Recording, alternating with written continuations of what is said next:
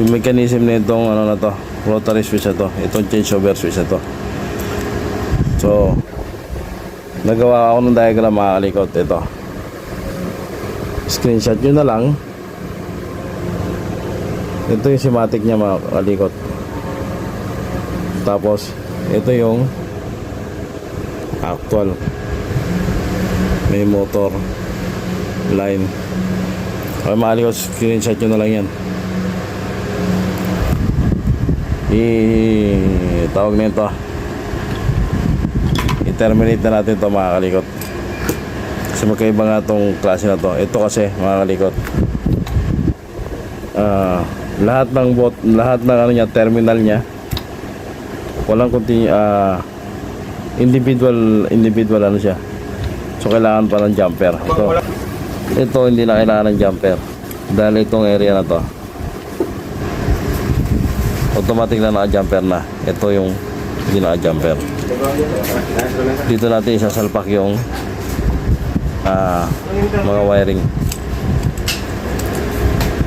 Nag-jumper siya dito para sa connection ng forward at nag-jumper siya dito para sa connection ng reverse. Dito hindi na natin kailangan dahil automatic na to, naka-jumper na. Kung makikita nyo itong schematic na to, schematic diagram na to, ito yan.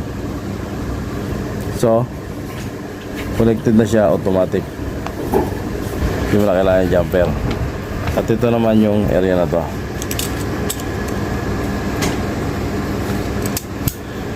Yan, dun yung mga wiring na nakakonekta. Medyo nahirapan tayo mga pamakalikot. Kinapao muna ito mga kalikot bago ko ginawa ng schematic diagram wiring. Tapos actual wiring determinate na natin. Let's go.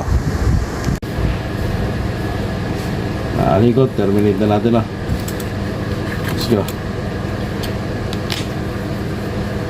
Tagalin muna natin sulit. May screw to rito mga kalikot. Yan, tagalin natin yan.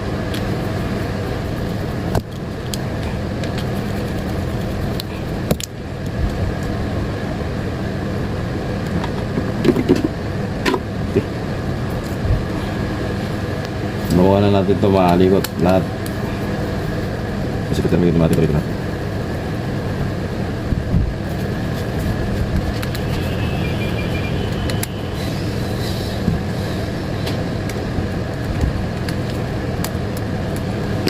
Terminate na natin mga kalikot.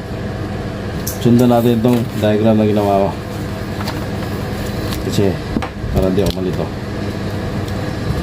Okay.